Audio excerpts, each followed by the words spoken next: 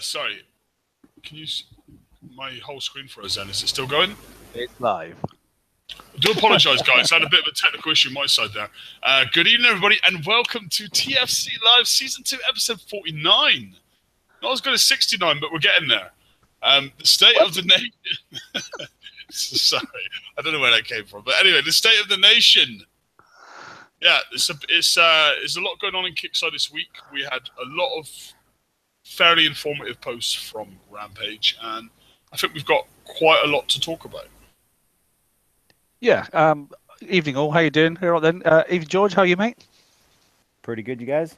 Yeah, fine. Ren's here. Hello, buddy. How are you? Hi. All good. Excellent. And Robin's in as ever. Hi, Robin. Hey, mate. Good to see you. Good to see you. Right, what we'll do, we'll get straight on to the slides. There are quite a few tonight.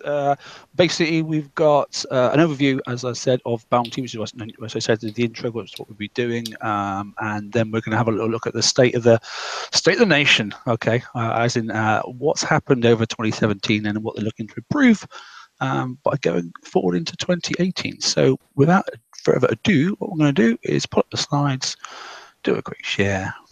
And do that. I have a little ado because I want to say welcome back to Ren, and hey, he's got like stuff in his house now. No, he hasn't. It's not his house. Oh, it's not. Damn it! I'm in a hotel room. Oh, do you think I would pick those brown curtains for my house? Would you pick them at all?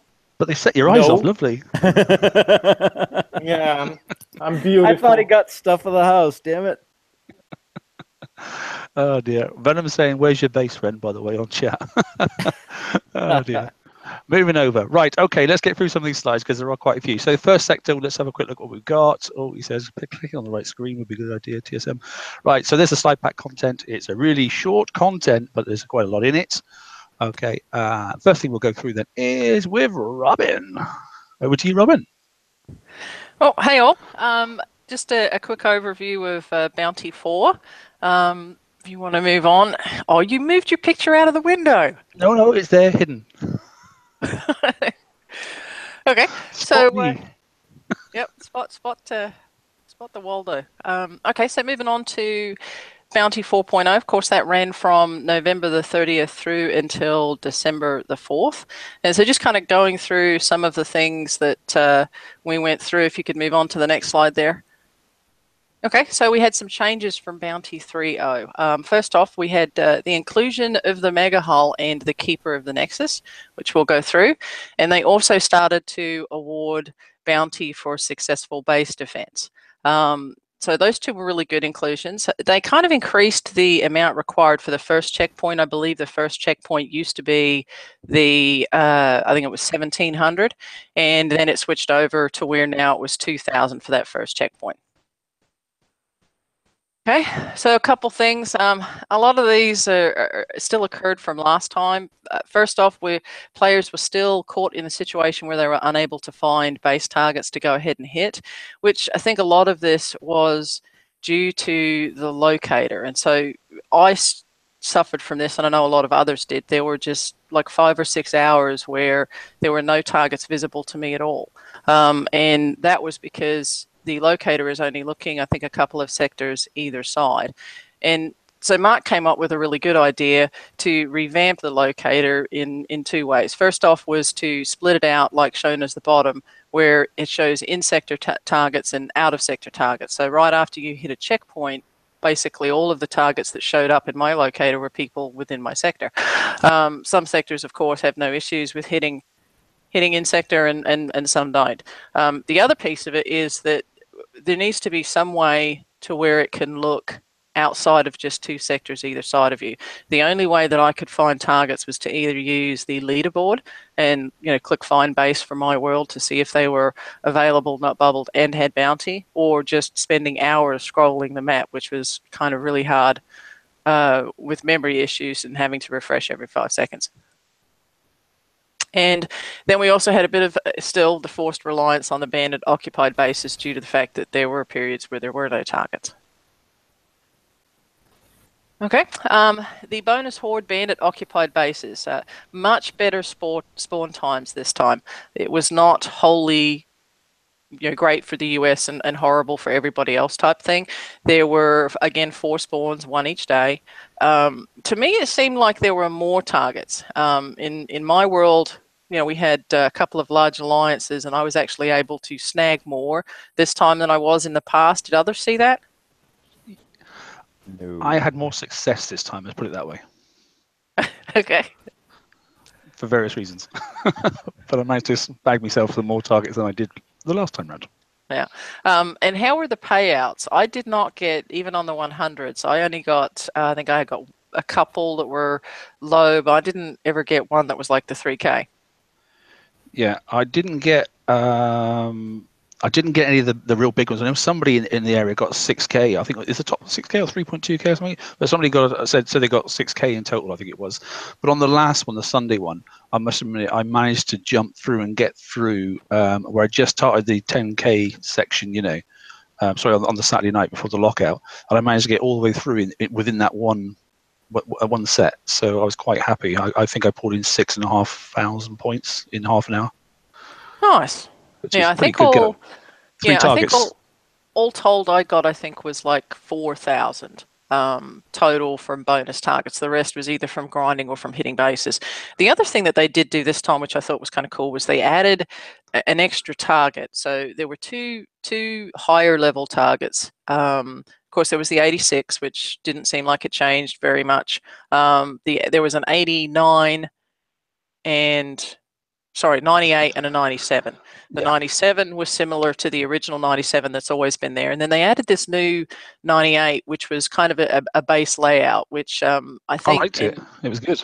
Yeah. So if you had the sloths and, you're a good spotter, you were able to just go in there and splash the heck out of those. So that was a good addition, I think. And it gave people a little bit more variety with the fleets that they had. So if you had subs, you could, do the 97s with very little damage. If you were, running your base or fleet, then you could go ahead and hit the 98s.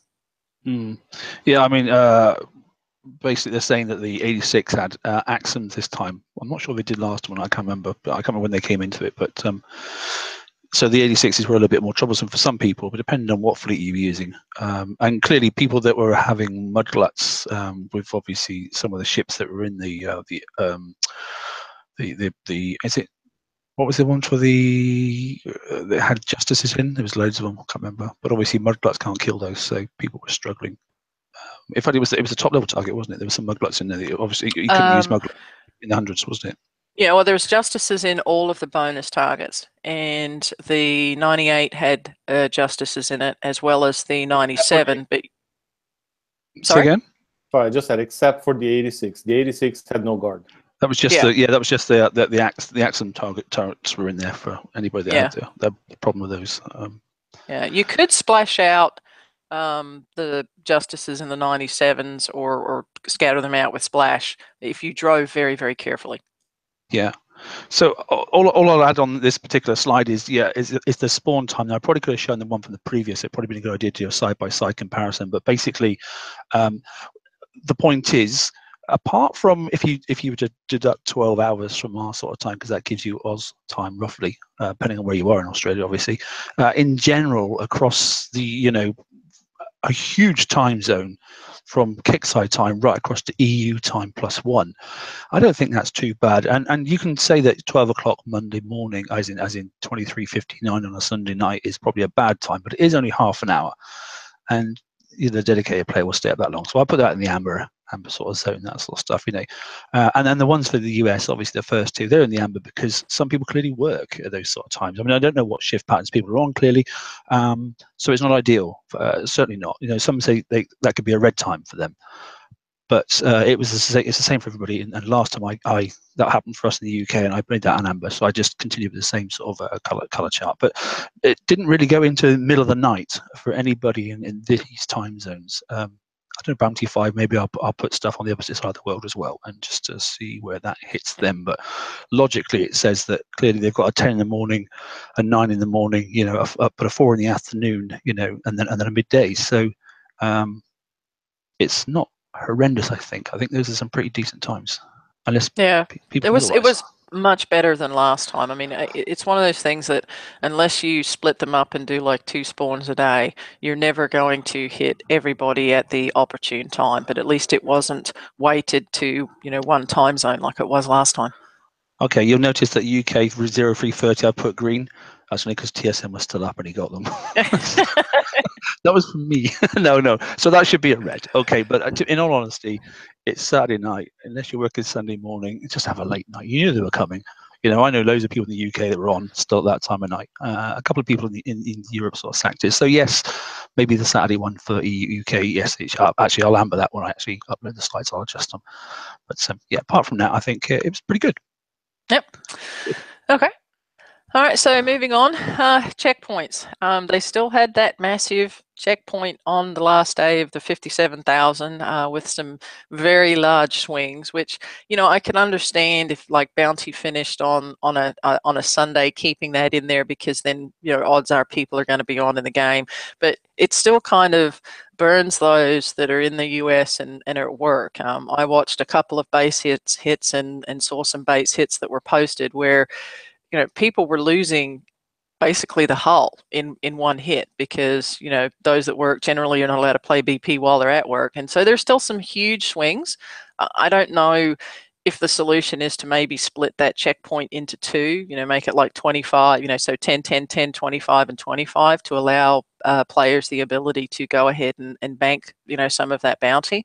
I did notice this time, and I kind of changed my strategy this time. Instead of kind of staying up and hoping like heck my base would survive at the end with a whole lot of bounties, I worked a lot harder on the first 2 days and spent a lot of time getting me the points so that I could hit those 10K checkpoints, so that on the last day I wasn't actually exposed. I had everything that I needed, and anything that I was holding on to was just kind of like gravy. But I still think that checkpoint, that last checkpoint, needs to be adjusted. Yeah, either that or maybe add in a checkpoint 6, so that way, like on Thursday and Friday, there'll be a big jump, so there's still bigger people to hit on the first couple of days. Mm-hmm. Because I mean, if you didn't get on, like I didn't get a chance until like I think Friday night. I didn't hit the 10,000 on Friday. I'd hit it on Saturday, and then Sunday I was like 57. Holy cow! Like I was losing bounty left and right. I've not lost as much bounty as this one because of that checkpoint. Yep. Okay. The one thing that I did want to mention is I was complaining to TSM because every single chest that I got was 25 KU, 50 KU, and I did that for like the first 6 or 7 chests that I got, and so I was really starting to get cranky and frustrated. And Not I though, not I. I got some cracking chest tokens. I got some enough to build a New Hope for free. Yeah, well, it was interesting because it was like I had the Doom switch on all the lower levels, and I had absolutely crap all other than uranium for the first 6 chests, and then the very next chest that I got right after I complained, it was 4 one-day Conqueror tokens. So there were some really good chests that were in there. I mean, there was VXP, there was sets of 4 days, there were sets of 2 days, I think, and single days, and I also got enough to go ahead and speed that hull up. So I'm not sure if uranium is the best thing in chests, so maybe the thoughts of like, I was thinking of maybe titanium. What, bingo. Yeah, because Mark, did you just say you already have a New Hope? Yes, yeah, I had enough. I got enough tokens in that. Totally hopeless. Hopeless. Yeah. Well, and if you think about it, you're getting Conqueror tokens. It's a PvP event. Titanium is a PvP currency. So how about we throw in, instead of just uranium, maybe some titanium? Yeah. But I was lucky. I was happy I got the build tokens, but titanium would be nice. But then that might be null and voided when we get further on in this show. But yeah, okay, good.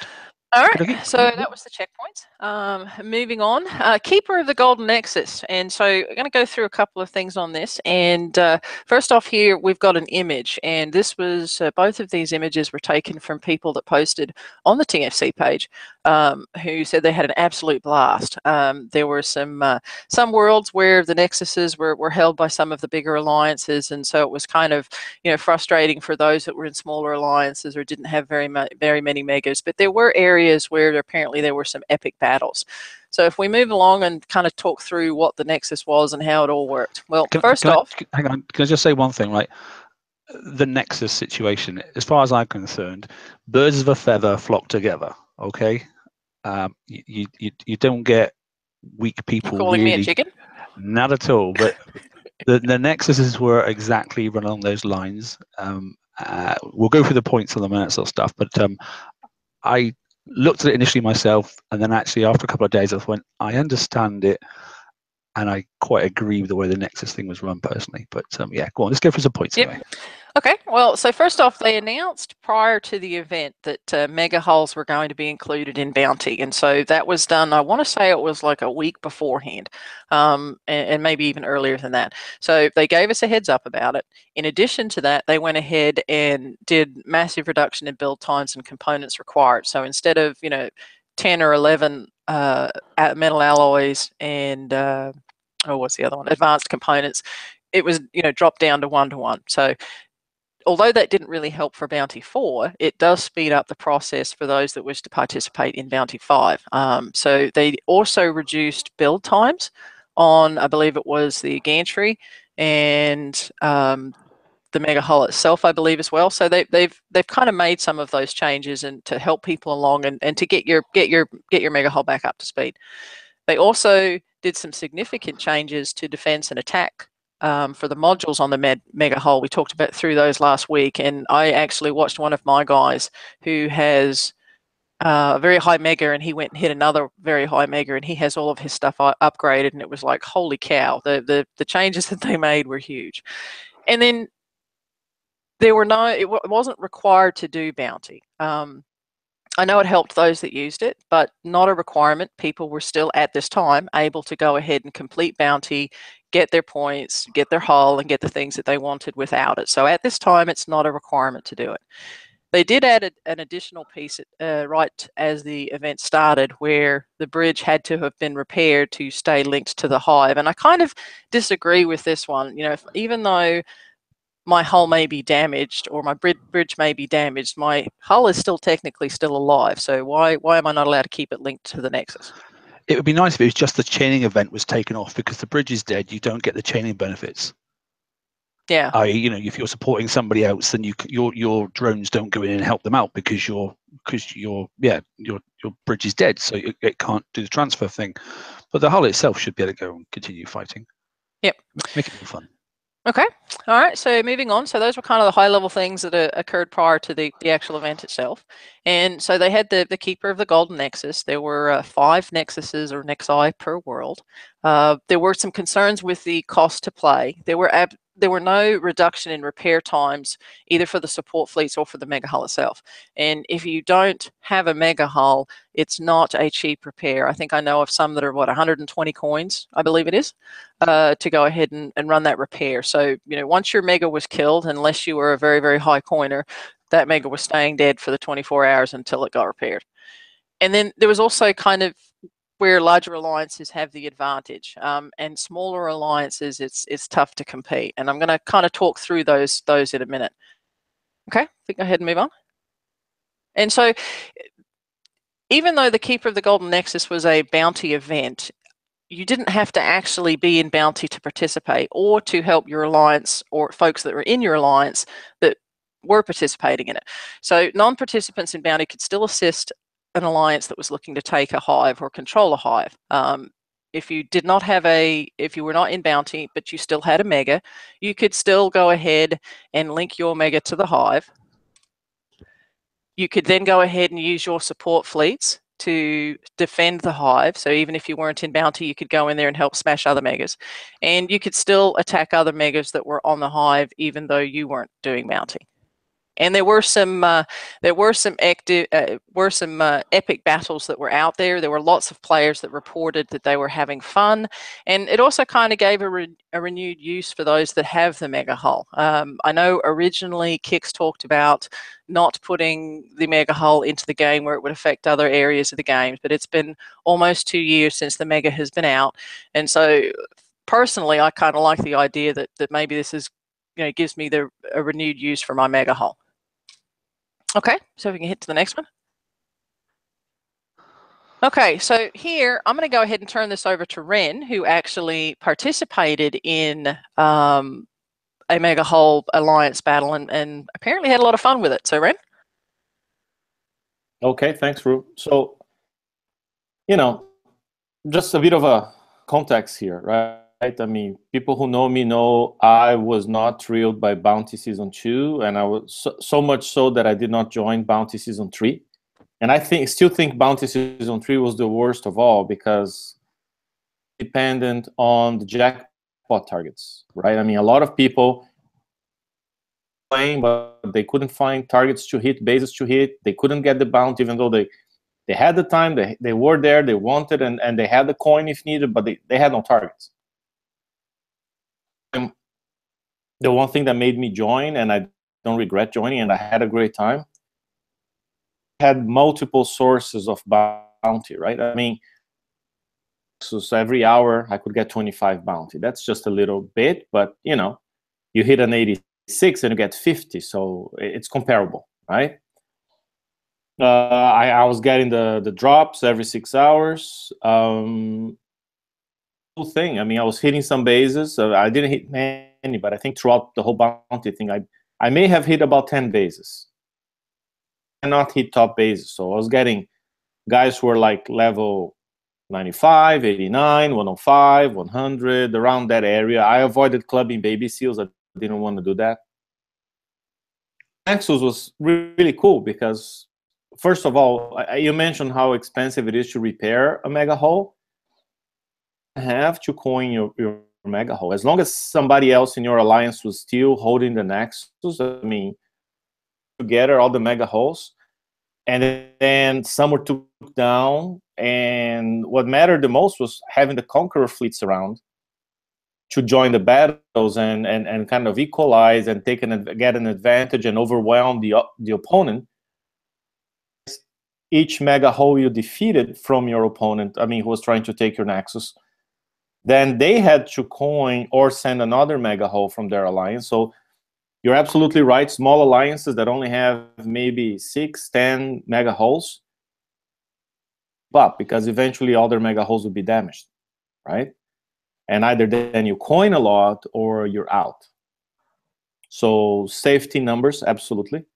But the other thing is, some people were coining their Conqueror fleets on the map to rejoin the fight immediately, but some people were not. I mean, some people were just brought a fleet, brought a second fleet, both got wrecked, they dock. Hey, in the end, again, I think the whole thing was having the numbers, and you didn't have to fight. I mean, I didn't see huge fights around the Nexus, and it was pretty much we had no fight, I think, for this Friday bonus, the first one they paid out.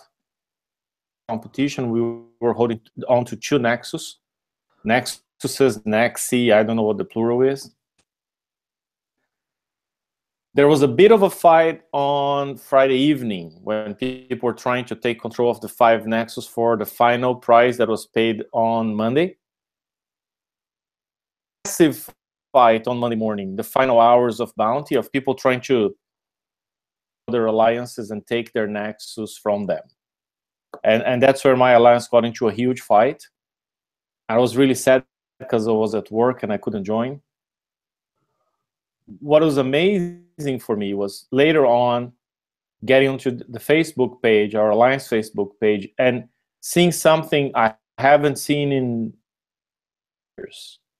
Like, everyone in the alliance was like, posting, oh, that was great, that was amazing, I had the best time in BP like past few years. Oh, guys, thanks so much. I mean, the whole mood in the alliance was really positive and everybody was really happy. Initially, who had lost an Nexus, I mean, they were all happy too because it was cool. It was the closest, to me, it was the closest, the good old, we keep talking about the sector wars, open water sector wars. And just a reminder, I mean, Conqueror fleets can be cheap to repair, right? I mean, if you build them without armor, I mean, it's 2.5 hours to repair a fleet of 5. Most Conquerors today. I mean, you put some armor, then it's 5-6 hours, but it's not absurd. It's not like you lose a fleet of Tide Seekers and it's 25 hours to repair. Most Conquerors you can repair in, like I said, I mean, 3 to 10 hours.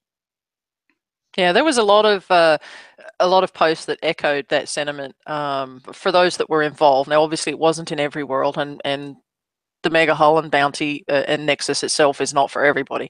But there were a lot of other posts from folks that had a lot of fun as well on fighting those Nexuses towards the end. So, a couple of strategy things here that I put up. First off, work with the sector or non-participants to defend or attack. If the Golden Nexus pops up in your world and it's a world that you live in or visit all the time and have a lot of friends with, there's no reason why sector players who are not in Bounty or in Bounty and not even in your alliance can't help defend that Nexus with those Conqueror fleets and those types of things. And then there's also the timing factor. What are the ways that you can use the Nexus to your advantage is go out and hit the player bases of the alliance first, and then go smack their Nexus. Are they now going to use their support fleets, pop their bubble, and potentially open themselves up to attack and lose their bounty? So there are just to clarify, Ren was talking about the mega battle.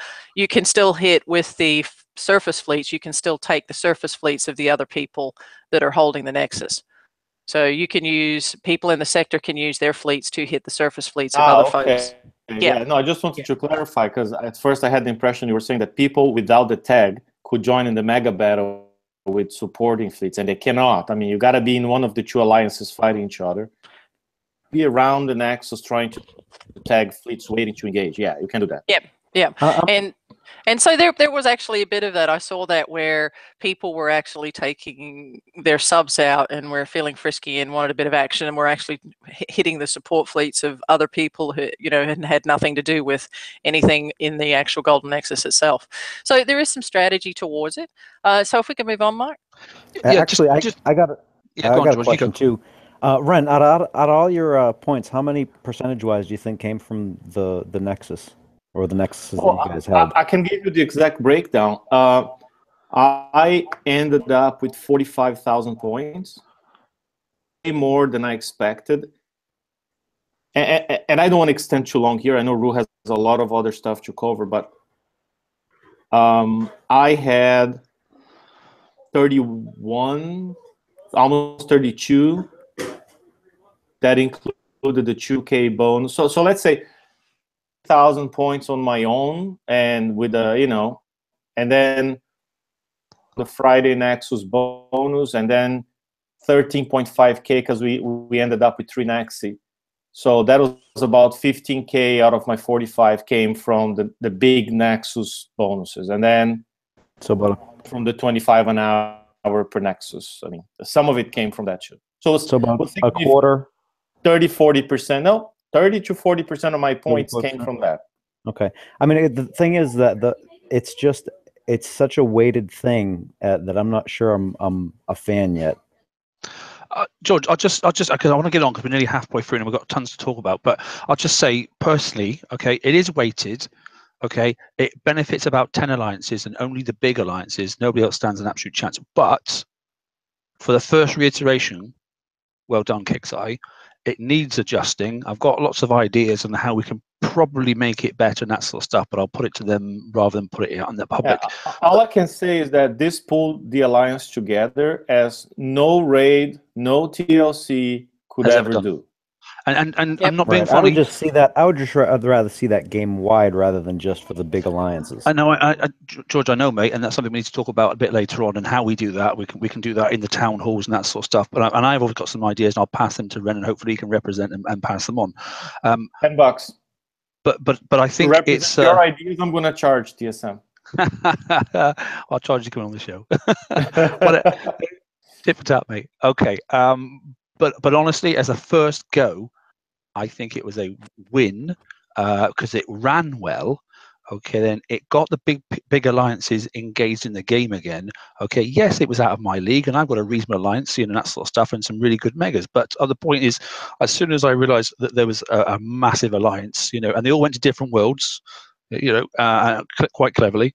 I don't know if they sorted out before or not, but then yeah, it's Well, just the alliance we fought for the third Nexus was not a small alliance, and I think that's why the battle was so epic, because both alliances were big and both alliances had some very, very good players. yeah, but Mr. Average had no chance. But then again, people invested into those megas very early on last year and all that sort of stuff, and they're getting the benefit now. So yeah, but I think, Mark, sorry for interrupting you, but I think now about what's more important to them, right? I mean, are you going to stay in a small alliance with 5 players, or are you now going to find some other alliances with like-minded people and make an alliance of 50 players? Depends on what you want in the game, doesn't it? Think about it. I mean, I'm not saying you have to. I'm just saying it's an option. It's always an option. Yep. But, and it can be a temporary option. It can be a Be temporary open-minded. option. That's all I'm saying, But Yep. that's something I want to bring in later on, but off camera, and I've got some ideas. Anyway, right, okay, we'll move on because I know Robin's got a couple more. Okay. So and along that vein, a couple of thoughts. And what I did was I polled people that were in big alliances, small alliances, people that had megas that were doing bounty and not doing bounty and things like that. And so a couple of things that came up, and the first one was allow mega hulls to earn bounty from other mega hulls from bounty participants. So this is kind of not really related to the Nexus. So if Mark's doing bounty and I'm doing bounty, neither of us have a very huge ally.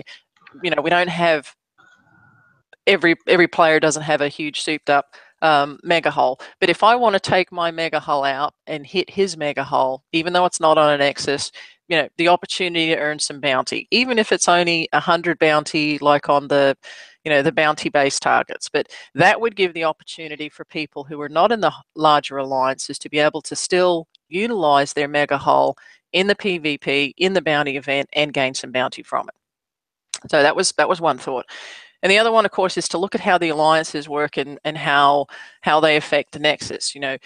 We know that big alliances obviously have the advantage, but how can we make this work so that some of the smaller alliances, not every alliance has 100 members, and not every alliance has 100 members with a mega.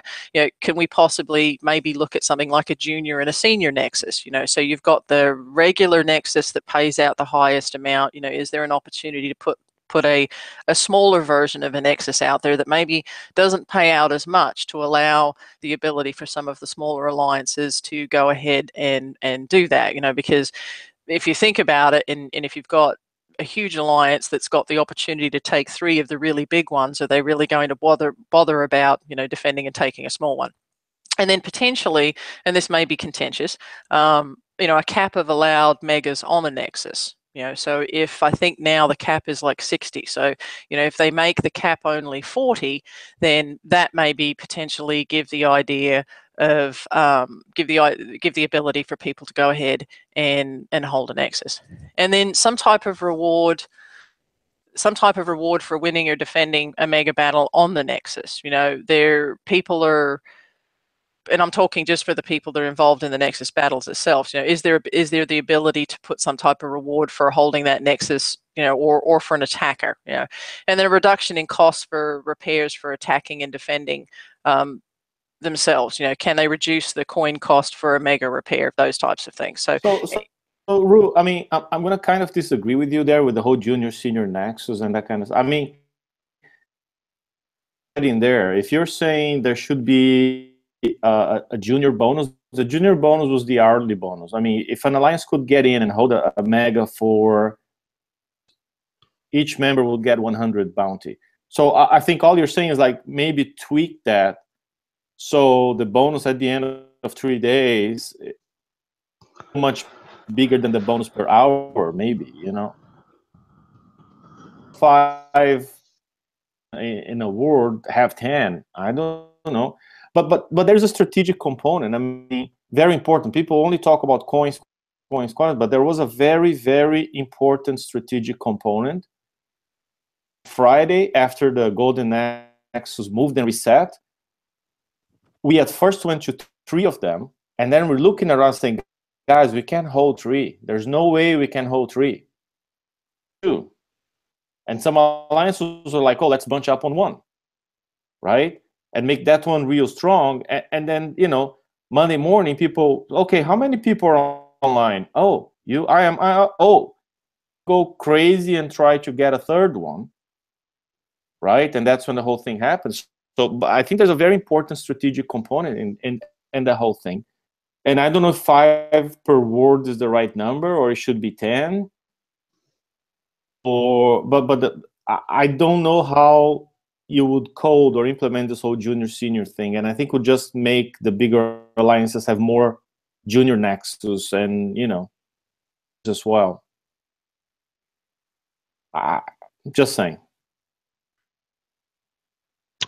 Okay, moving on. Yep.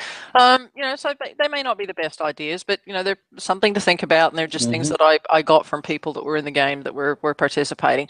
So let's run through some of the oopses that happened during Bounty 4.0. First off, the base defense bounty was not awarded in the beginning. This was the first time that they did this, so obviously there was going to be some kinks that people need to work out. They did correct that relatively quickly, and so if you were missing any of that bounty, you could go ahead and send a ticket in for that. And then there were instances again where bounty was not awarded correctly for some hits. It was corrected relatively quickly. I know people just thought it was sitting out there and not being worked on, but there was a lot of activity back and forwards with Kicks trying to identify this issue, and so they did jump on it as soon as they identified what the issue was. And then on the last day, there was also an issue with base defense as well, not being awarded on the last day. So that was also corrected and sometimes maybe required a ticket.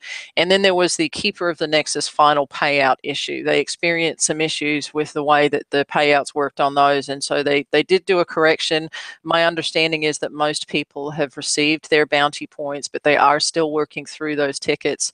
And if you are one of those people that has a ticket in and you are missing a bonus, do not be concerned about the expiration of the prizes. Kicks has already indicated that that doesn't apply in this situation, and they will work with people on that.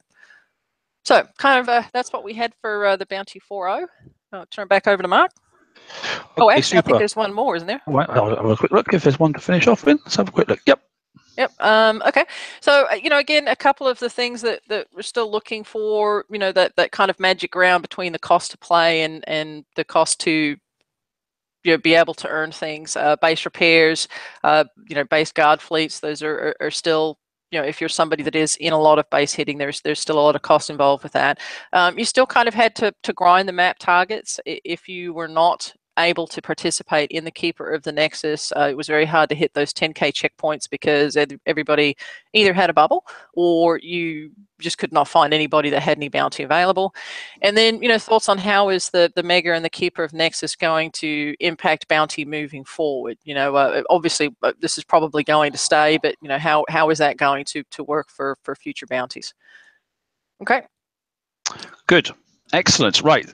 Good food for thought there. And there are some ideas that are going forward. And it's good. Do you know what? It's stimulated some people on and it's caused some debate in the chat, which is good. And a bit of banter as well and that sort of stuff. And I like it, as Ren said, for the bigger alliances, it's given them hope, as in it's almost brought FVF back in. Okay, it's a PVF site sort of thing, but people sniping other people's fleets because they don't want them to go in and hit the Mega, because a certain fleet goes in and hits a Mega and the Mega's dead and all that sort of stuff. It sort of takes you back 5 years. And I like that. Look, it's not perfect. It's the first little stab at it, Mark, but it's something. And I mean, I was talking to Nick on chat and Venom and a few other guys, and everybody's making very good points. I mean, I wish you could actually save that chat along with the video, but unfortunately we can't. But what I wanted to say, like, people are saying, oh, but because I cannot do bounty, I'm not in a big alliance, I can't, I'm locked out of PvP. Just sharing my experience here, I was locked out of PvP for a few months, and George, I think, was in the same position where my best fleet was a fleet of Prides, Mudgluts, and none of them could compete. I was out. I never finished my rages. I was out until we had the chance to win that sinful scattergun and the special, right? And that kind of brought my gluts back to life. And then in a raid, 2 months after bounty, the twin blades were there, and then I got a twin blade. And also brought my inquisitors back. So all of a sudden, I just put the pieces together. And I'm going to say that again. The only thing I coined I sped up the Phantom Glut. Okay, but everything else I built with tokens and time. You know, that kind of let me participate this time. So I chose to join, and now I got 1 King Grit, I got 1 Concussive Plate 6. I mean, that's a unlimited blueprint. But anyways, you're not out of PvP. You're just going to be probably 2 months behind the curve, which doesn't mean you're out, just means you cannot compete at the top level. Right? I mean, people have been enjoying their Twin Blades for 2 months. I just started enjoying mine last weekend. So, and everybody else, because they had a good time and they got it 2 months ago, was my choice. Just like was my choice to participate now, and I had a good time, and I understand a lot of people didn't like it, still don't like it. Make your choices. Eventually, that prize will be in a raid. You get it on the raid. You know, I dislike that position just because that's like Kixeye's default position for the last 5 years. Sometimes it's not exactly just a choice, because I mean, look, I like being in an alliance that's small, that has small players that I can help, right? I mean, I could go and leave and go in one of the big alliances and have at and get a bunch of points out of the megas. I was in a small alliance, and I ground out 38, 39,000 just hitting bases. And then it's not fun, because if all you say hitting player bases or bobs? Player bases. Okay, because I mean, I know some people who got other points from bobs, and that's a grind and a raid and horrible, right? I had to do some of that too. I mean, I'll admit it. You know, I had fun because I kept my expectations low. I didn't go for the top prize. I didn't go for the checkpoint 5. I every day stopped at checkpoint 4 because I could manage that. So having lower expectations and just playing with some fun, you know, I wasn't stressed. I had a good time. Sorry, Mark, go ahead. I know we're hogging the whole show about bounty, and people, a lot of them don't care about bounty, so let's move on. Oh, okay. This is a debate to carry on, without a doubt, and that sort of stuff. But compared to 3, much better, as far as I'm concerned. Right, let's wake Liam up, because the next sector, I want to get his views. I know he's read the notes and stuff. He's had a good look at it, so we could do some extra voices on this one. So you there, buddy?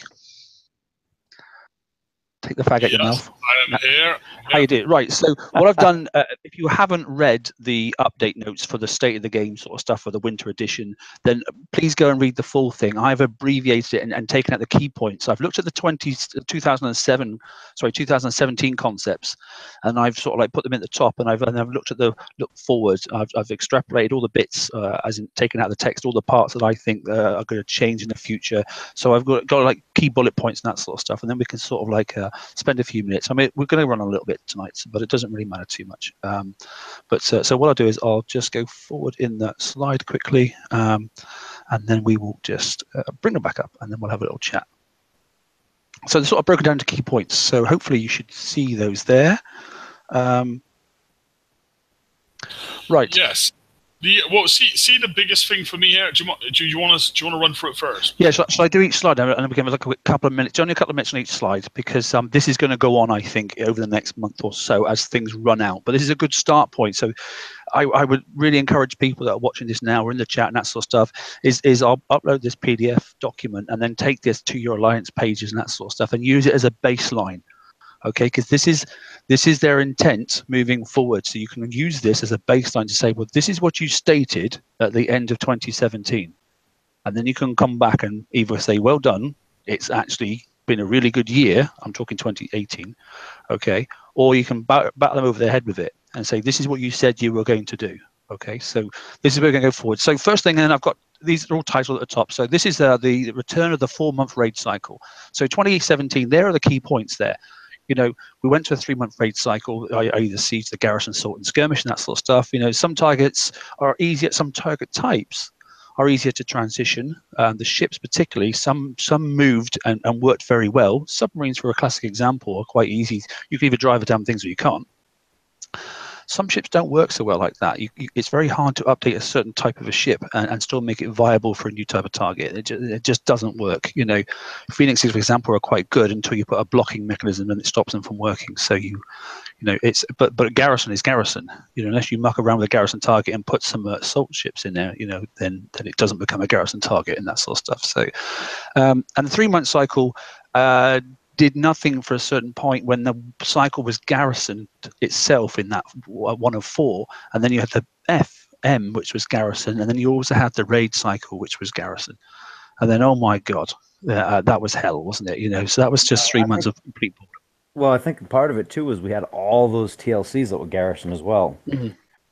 But there was nothing else to do because as soon as you've had that 3-month raid cycle, you go into the next raid cycle. The TLCs are all about the raid cycles as well. So you get the raid cycle before, which is prepping you, which is TLCs because it's giving you stuff from the previous, and then you got the stuff during that 3-month raid cycle, so it's all more garrison. And at the end of it, you want to catch up and get your new fleet out because the new garrison targets are out for the new FM. So then you've got to do more. So the garrison actually went on for probably about 7 months. You know, well, that's how it felt.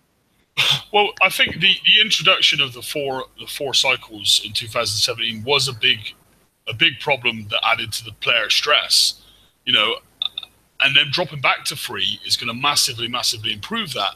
But it doesn't change. It's only a small step in, you know, as far as I'm concerned. There is an issue of needing 2 fleets per cycle now. That's the piece I hate. The bit I hate with you know, we had the options, you know, in 2016 where you could go blitz, and those remember Stu, you know, when he was on here, he was like, stuff the technical stuff. I just want to go and I'll spend a little extra coin, but I just want to go and splat it and get it done in an hour or 2. I'll pay the extra to do it. It's not as long as it's not a huge amount, but I'll do it that way and get it that way because I've got a life to run, you know. Mm-hmm. Or go the other way. You know, the sub raid was a classic thing. Hell Wraiths. You know, or I've got my Hell Wraiths, I've built them well. I might have to sit on my arse and grind for ages and stuff, even the top level targets, and be really pernickety at how I do it. But I can drive it for free, you know. But the thing is, you know, like I'm happy to pay a little bit extra to have a blitz fleet. I don't mind paying a little bit extra on the repair because my free time is more value to me. So. But the problem where you take the hit is after the raid cycle's over, the TLCs come out. They release certain pieces of tech that you need both fleets to do the TLC to get that tech. And if you don't have both fleets, you're behind. And that, for me, is where I get hit. And I'm going to even say to what Liam said, if you don't have both fleets, you may even be able to complete the TLCs, but going to cost you money. Yep. Right? Absolutely. I mean, it's not only building. You saw my video on Tech Up, the final encounters. I was able to do it very, very, very cheap, but only because I had both fleets. Yeah. So although this is an people without Skyfires couldn't do that last target. Although this, I think, is an absolutely great step, and bravo, Kickstarter, you're listening. You've seen that this has created an issue in 2017, so thank God. You know, fair play to them. But I really wish that they would also, tied into this step, say, do you know what, we're not going to make it so you need 2 fleets a cycle. Yeah, that would have absolutely been the cream of the crop then. That would have absolutely hit the nail on the head. You can have either option. Still have 2 targets and that sort of stuff, or be clever and try and make a target that you can actually drive it really technically and get away with it, or you can go and blitz it and take a bit of damage. Just like actually the 115 in the FM, where I can take my IBs in and I can blitz around it and I can take about 30-35 minutes damage, you know, no problem at all. But if I drive it with a certain fleet, garrison fleet again, I can take no damage because I'm taking the slow path, you know. Part of the issue too is you know, it wouldn't be as bad if we didn't have the escalation crap every time. That's what kills it. Because if you didn't have the escalation stuff and you have the 2 yards now, you could probably get away with getting both fleets out in time for the TLCs. But the escalation just sucks up shipyard time. Mm. So anyway, look, moving on then, 2018, here we go. So we're going to go from the start of the new year, Siege, okay? And Ren's done a couple of videos. I've created a couple of fleets already. We're going to talk about some things. We're going to look at the TFC website and update and refresh, particularly Siege first. That's the first chapter we'll do. We're going to refresh probably all the builds in the break between the 2 seasons and that sort of stuff. So I've been saving lots of Huggies builds and that sort of stuff. So we'll refresh a lot of stuff. And Siege is our first area we're going to look at. Then clearly it's going to go on to the assault again and that sort of stuff, and then to skirmish for the latter half of the year. But in the interim, then obviously now they're going to obviously stick as garrison as FM only, okay? But to make sure that it doesn't just get dead for a whole 12 months, there's going to be 3 iterations of that as well, which will go through a set period, okay? But although it's officially outside the raid structure, okay, and it's going to obviously allow for the expansion, obviously, of the other 3 for the 4-month cycle, It's going to be set offset. So when the FM does get revamped, it's 3 times a year. It'll be offset, so it'll be the middle period. I'm hoping. My concern is I'm hoping that it won't impact on this thing called escalation, because otherwise you're going to be screwed. But we'll see, because I don't know how they're going to do it, so I'm not going to judge yet. But they need to be very clever in how they do it. Far cleverer than they have been this year. That's what I'll say. And when another part of this as well is, I hope when they say Garrison is now outside of the raid structure, I hope that doesn't mean that they feel that they can tweak it every 2-3 months. No, there's a slide on that, mate. Don't worry. Right. Yeah, we've got one. Don't worry. So moving on then. So here we go. Garrison becomes the FM cycle. So I took some key buzzwords, okay, out of there, and then in the top right-hand corner. So efficiency, optimized, hybrid fleets. If you read the whole text, you'll see that that's their key buzzwords that they keep liking to draw on. So with an efficient use of the new targets and efficient use of the 3 new ships and tier 7 ships, by the way, okay, and optimized routes and optimized builds, hybrid as well. Okay, so just think, obviously, just like your Zealous and obviously your Monos and that sort of stuff, or your Empyreans, so hybrid fleets, you should be able to do very well in the Garrison throughout the year, okay, and as opposed to 2017, where you had to have a dedicated Garrison event cycle at the same time, obviously, as the FM, as we said there, 3 months, but nothing but mortars. It was just mortars this, mortars that, everything else, you know, and people just got mortar freaking blind. They're just sick to death of it, you know, the grinding and sitting in your chair and just doing, like you said, a TLC, doing the FM, doing the raid, you know, it's just, it was the dullest thing in the world, wasn't it? You know, so you get mortar fatigue, basically. So I spicing hate up mortars. I mean, instant gratification. When I fire, I want dead a nanosecond later. That's why I like IBs, yeah, because it's like rocket. Yes, rocket exactly. Yeah, I don't want the things to go to Mars before they hit the target. Yeah. See, I love mortars. Yeah, and mortars are very nice when you get black rain. They look very pretty and that sort of stuff. But when you're having to chug around a target that takes like 6.5, 7 minutes each one, and you know you've got like 50, 60 of them to do, you're like, ugh, God. I think mortars, when you talk about the old school mortars like DNX and it's black rain, but when you're talking about mortars now, we're talking about remote targeting mortars, and the fall is much longer. That, you know, it's not as fun and black rainy as it used to be. Yeah. But they could bring black rain back, and we'll see how it goes anyway. But so the idea then, and these are their words, not mine. So spicing up Garrison targets every 4 months, okay? Loose term every 4 months, because the cycle's not quite that, okay? Offering specialist holes for the new top targets, so they will cycle through, okay? So looking like some targets will stay the same, but there'll be a new top target every 4-ish months. Offset, like I said, to the normal raid cycle, so it will ease. I put some pressure on the shipyard. They said it will ease pressure on the shipyard. I still worry about that word escalation, the same as George. Okay, updated throughout the year. So March, July, and October. That's not every 4 months, is it? Or was it me? There's a big time between October and March. It's supposed to be November, I think. I mean, that's what I put. Yeah, that's what I put in the article. I put March, July, and November because that's quarterly. I wasn't going to change it, but I did query it. I was like, okay. So we'll see when that comes out. I'm sure there's going to be it did say there's going to be more releases to do with it anyway. So, but promote more variety of gameplay. I like that. Provide a set of tier 7 tools, which is obviously going to be a special weapon and a hole. And there's the name of the 3 holes that's going to come out over next year. So you've got them there. Okay. So no, that's not the name of the holes. That's just XYZ. Is it XYZ? Are you sure? Yeah, XYZ. So no, one thing, phonetic alphabet. That's nothing to do with the phonetic alphabet. So the one thing that we haven't covered and I haven't seen is, you know, like the stuff in the top right hand corner, and all this is tied very much to the new CICs. Yes, very much so. But I mean, there's far more, and that's all in the notes as well. But I've chopped it really down. So.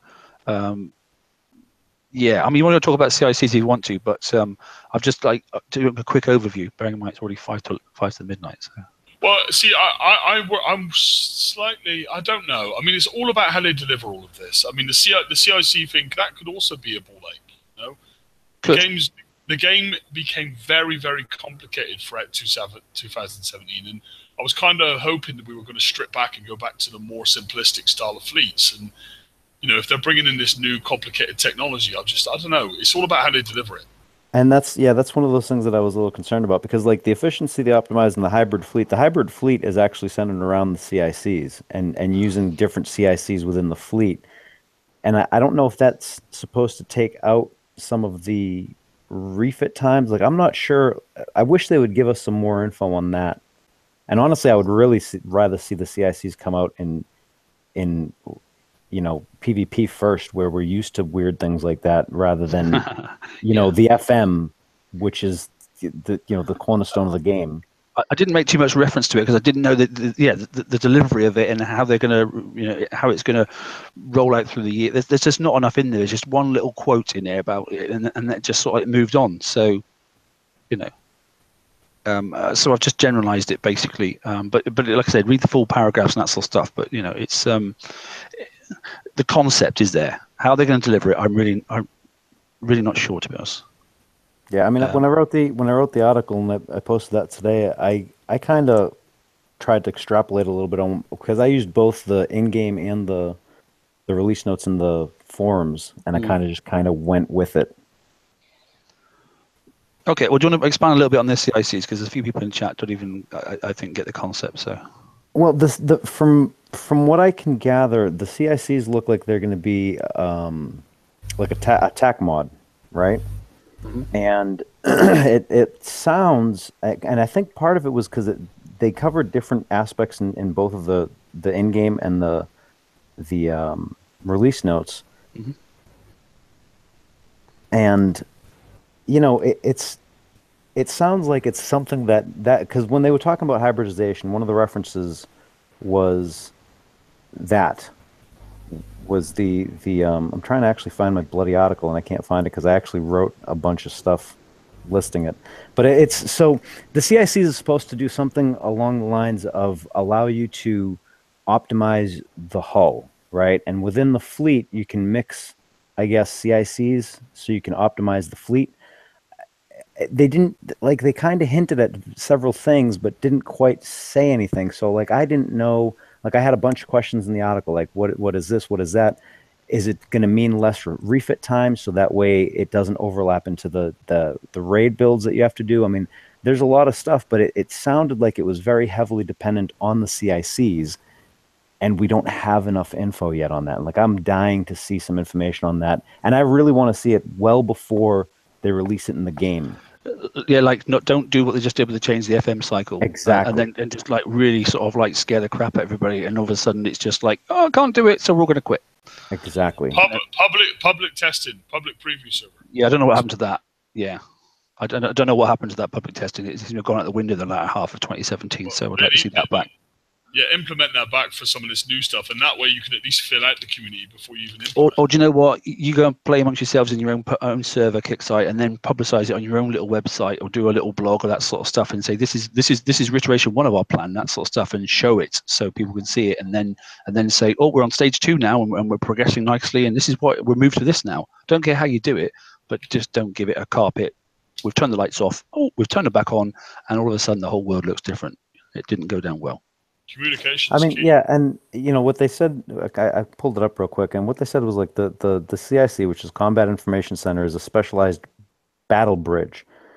I don't know how that's an information center and battle bridge coincide, but they have this whole huge thing where it's going to promote a style of gameplay to optimize the hull. So apparently we're going to have, like they said, they actually split it between Forsaken and Draconian.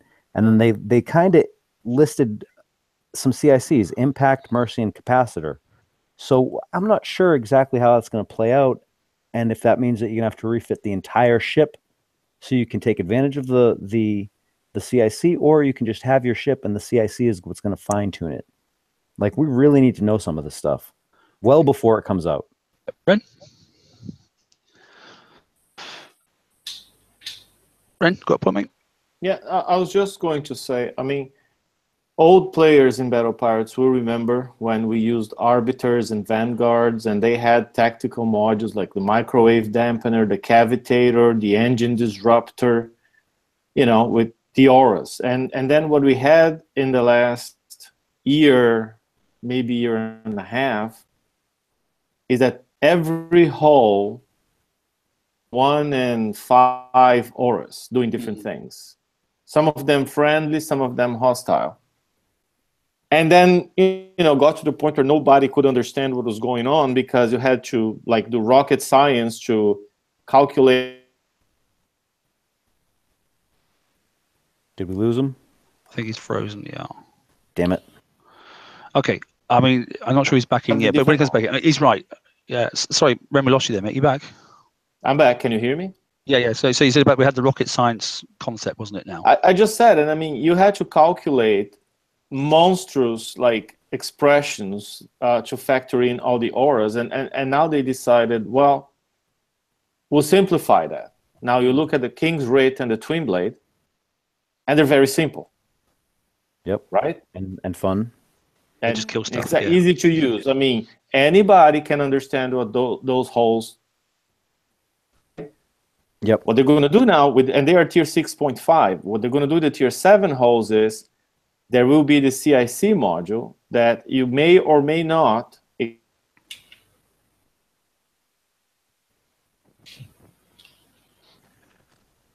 Okay, he's got to go. Right, we'll have to move on. I'll apologize. Auras? Yeah, Ren's cutting in and out, unfortunately, because he's on I'm sorry, mobile. go ahead. I'll shut up. Sorry, mate. It's okay. It's just that you're cutting in and out for a few seconds there. But okay. Certainly not your fault. It's a transitional thing, I know. Right, so there we go. Internet here. Yeah, so look, Garrison becomes the FM cycle. Garrison's basically been the FM cycle anyway, but it becomes fixed as the FM cycle and not in the raid cycle. So there you go. That's the key takeaways. I have no information about the CIC apart from the fact that it's just three little indicators that says that there's going to be a standalone item. Yeah, and I like the way you said there. It's like you can probably I don't know how it's even going to be brought in yet. So actually I'll say no more because we'll just be pure guessing and it wouldn't be the right thing to do. Right. Okay. What have we got next then? So yeah, this I sort of like, and I'm hoping it sounds really good. And I've seen it in several other games working the same way. So 2017, oh my God, chores. Okay, we're sick to death of chores. Repetition. You got to get uranium, you got to get titanium, then you got to get some base parts, you got to get some more uranium, then you got to get some more titanium. Okay, it just does your head in. It's the one thing where people go, no, my shipyard's all about going and getting titanium, so I'm actually going to build all this stuff in my shipyard so I can go and get titanium, and I'm going to do, and you then to build that ship, you've got to go and get uranium, and then you've got to go and get titanium, and you've got to go and get it. Just goes on and on and on, So same combat over and over and over, just the dullest thing ever. Fleet repairs was also a problem. So fleet repairs was limiting people's ability to go and get their resources, because if you only had the one fleet and it wasn't perfect to go and get, particularly at the moment, titanium, then you were finding a lack of that resource and you couldn't do it. So the plan is basically that. Yeah, we're moving on, and we're now apparently sometime starting, I think 2018, I'm not really sure, but the idea is that we enter these things called expeditions. And long story short there, okay, then there's 6, I put down 6 bits, but basically you'll have a fleet, you'll pick a resource, and you'll send it off to go and do it. It'll basically automatically keep going to and fro off screen. Basically it won't go anywhere, but you will be able to access that fleet unless you recall it or you let it time out and complete the task. When it comes back fixed, and it comes back with a set amount of resources. You can allocate more than one ship to do that task. Okay, so you can actually do 2 ships, but there is a so what for that then. So basically, if you add another ship into the situation to go and collect another resource, that's the amount that you bring back is reduced. So you can't just go and keep stacking up. And that's another reason to have 2 fleets per cycle, because now if you build both fleets for the raid, it means you can have, let's say, one assault fleet doing expedition and the other one available for any eventual TLCs. But potentially, yeah. I mean, at least you haven't got to physically. I mean, I'm hoping you can set this up overnight, come back the next morning, and you've got a stack of stuff ready for you. I'm hoping that's the way it's going to work out. So I'm going to remain. Can I elaborate a bit, Mark? Yeah, of course you can. I know you've been in the town hall, so yeah. Cool. And we lost him. Damn it. Number 3 there where it says the fleet will automatic. I'm sorry. Number 2 where it says it'll fight a single auto battle. That's not how they wrote the release. It's not an auto battle. You have to actually go in and fight, just like you fight a target on map. And The better- based on how well you do, the resource cycle will be shorter or longer. So if you take a lot of damage, your fleet will dock every many hours with a bit of resources. If you take just a little bit of damage, the return time with resources goes down. So you get resources more time throughout the week. Yeah, the release note says that fight a single battle for that resource. Based on how well you do, a cycle time will be set for you to get that resource. It doesn't say how long yet, how long it's going to be out or how long everything is going to take, but that battle is you got to do. Yeah, got you. So you take part in a battle, and then basically I didn't clock that. I mean, I was chopping huge paragraphs down into small bits. So I'm going to make up some numbers here. So let's say one expedition cycle lasts 1 week. So it's Monday. You fight the battle. You took 20% damage. Yeah. Okay. So that means now during the week, that fleet that's busy in the expedition is going to return, let's say, uranium to your base for hours. I'm making up that number completely, okay? I don't know if it's 24 hours. But now if you do the same battle, but you take 40% damage instead of 20% damage, the fleet's not going to return every 24 hours with resources. It's going to return every 36 hours with resources. Yeah, that's how I see it, yeah. Auto-in, yeah. Technically docking by itself and going out again, yeah. Okay, and in the end, the cycle ends in a week anyways, and your fleet comes back repaired anyways. But the fact is, during that week, it's not going to be available for you to launch and do other things with it. X hours, and X varies based on your performance in the initial battle. So in theory, first week, our performance won't be good because it's a new target. But over time, we'll learn that target and get better at that target. And get resources more often. And bear in mind, if you're going to get smashed, then you can stop your fleet and you can take some adjustments to it if you want to and give it another go. You haven't got to just go, right, well, I've taken 75% worth of damage and off it goes. You can stop it, or that's what it says. I'm not sure about that because I went through the notes a second time trying to find that because that's one of the questions I put in the article is... It says until the fleet is recalled by you or the timer ends, it says. Right, that's it getting resources. Yeah, but you had the battle. And then at the end of it, once it starts doing its resource collection, if you're not going to get, if you're only get like one cycle and it's going to come back once in let's say it was to last a whole week, then that's not good enough, is it? So you want to do something about that. Well, no. Anyway, look, we've got a concept. We don't exactly know how it's going to work. We're going to have to break down each one of these pages into a further discussion, without a doubt. I should have added in a number, and one between 1 and 2, another one there, and actually should have been 7 points, not 6. So I'll do that before I put the PDF up. But yeah, and I'll slightly reword number 2. So yeah, okay, yeah, okay. Let's move on. Oops, sorry. So this one here then is lowering weapon build times. I don't know if you've seen it basically, but 2017 it says there then establishing a new set of rules is what they did for weapon build times. They started doing reductions in weapon build times. The idea was to attempt to bring back down the total fleet build time. Okay, it sort of worked really well in the first couple of months, but then it sort of like went a bit hayward. I don't know whether it's the introduction of the generalists and that sort of stuff, and then it just got really complicated and escalation and all that sort of stuff. But yeah, it wasn't perfect by any sort of stretch of imagination. We were getting holes and things done in sort of like 8 to 9 days, complete builds, and then all of a sudden it started stretching. I think the latest ones have gone back to 20 days, you know, certainly for some of the submarines and that sort of stuff. So they're basically saying we're going to help the mid-level players, not necessarily the top-level players, but there's a new mechanic coming in, basically. So all the pre-tier 6 stuff is going to have a huge reduction, and there's a big list out. You can go and look at yourselves. I certainly haven't done a slide for that. But they've got a new formula up. Many of the things are going to be cut by half or more. So it's potentially going to shave off many hours off some of the transitional hulls. I'm not saying the top stuff, but the transitional stuff. Okay.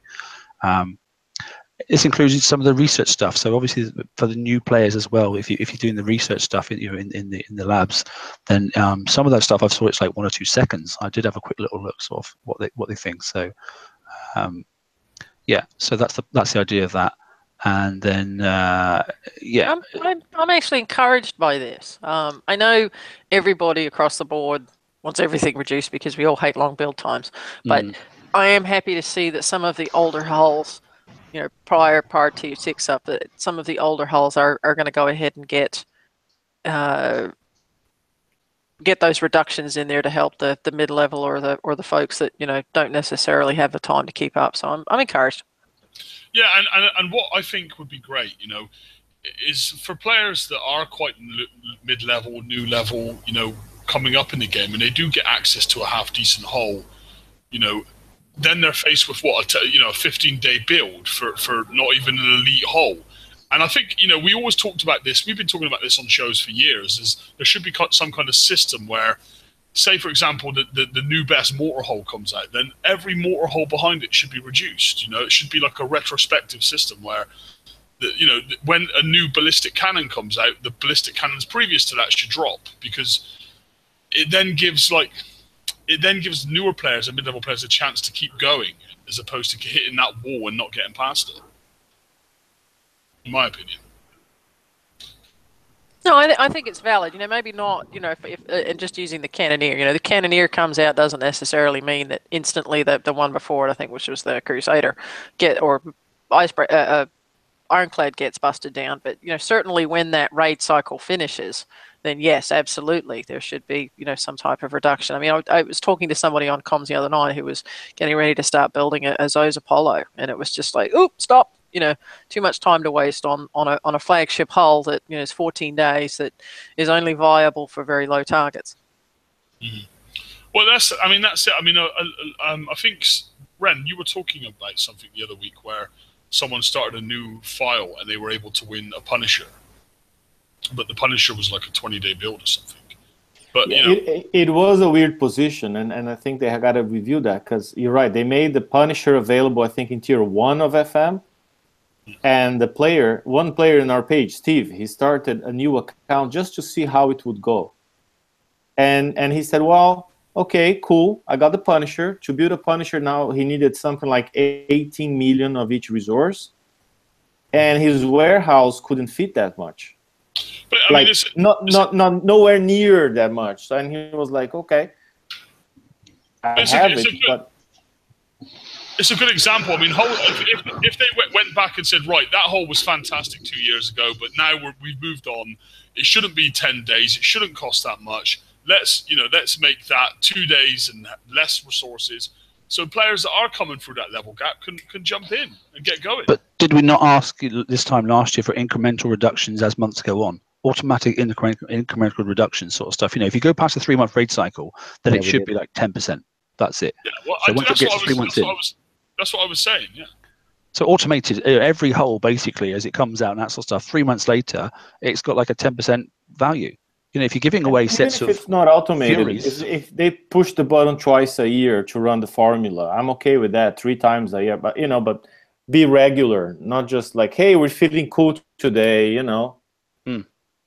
Yeah, I mean, if you can do a set of Furies that are, okay, they're a bit old and that sort of stuff, but they were $9.99, and a lot of people bought them, and a lot of people were out base hitting with those and having a lot of fun. They were absolutely having a lot of fun. I watched several people use that fleet. It was fitted in reasonable tech. It was fitted out with the flagship and that sort of stuff, and it came at a reasonable price. And then I saw the Rage fleet come out, which is supposed to be up the top end of the spectrum, the top end of the sort of mid gamer, and anybody that's put a freaking, an OP cannon on, poor bugger's getting into a base with that fleet.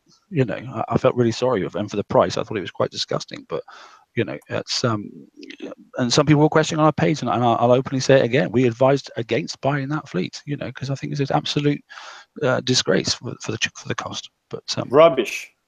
Yeah, I actually touched very, very briefly on this in the article, and one of the things that I love this for the whole thing for the lower players and stuff. What I would really like them to do is start running some of the old TLCs, especially for the old shore fleets, without ramping them up, and do the time limited offers at a reasonable price. I mean, we know that the builds, no offense, Kickside, but they suck, right? So you're gonna have to refit them anyway. So like when the Ironclad or Cannoneer fleets come out, don't set them for like $100. Set them for like $5 or $10. I mean, that'll encourage people to buy them, and then you got them because now they have to refit them, and they can still play. Yeah, agreed. Okay, let's move on then. Next one.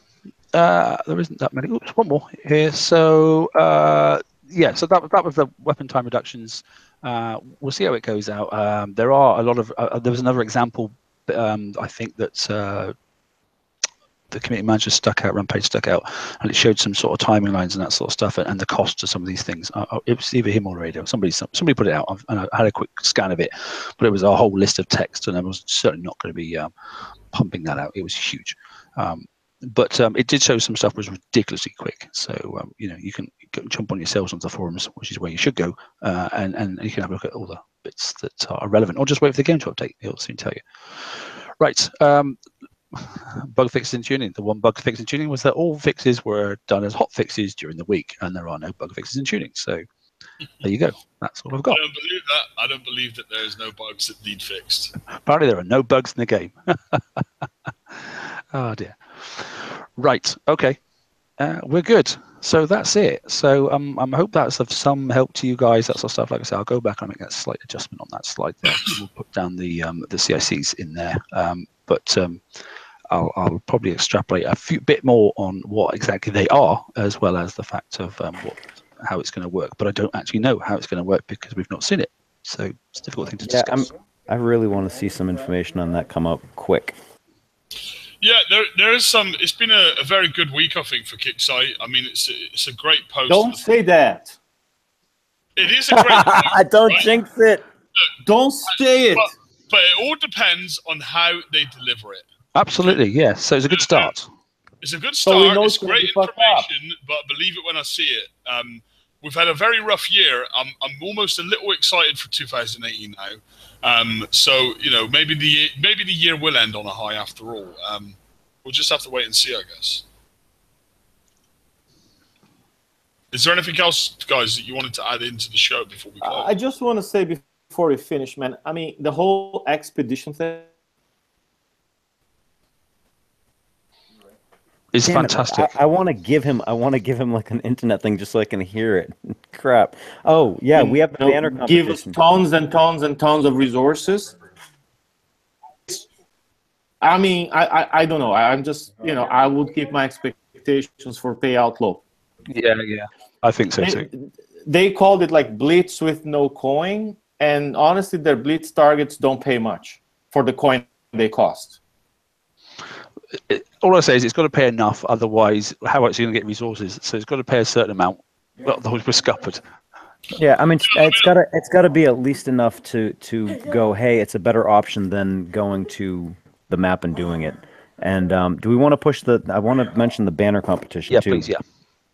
Or Rue, do you want to take that? No, that's fine. I just wanted to remind people that it's up and live, and we'll bump the post again. We've had a couple of really good entries, but we're choosing the banner. We're asking you, the players, to go ahead and develop the banner for the TFC Facebook page. So I'll bump the link, and it's on the site, the Facebook page, so you can go out there and take a look. And we've got some really cool prizes, which include some gold. So keep your eye out for that and get your entries in. Yeah, definitely.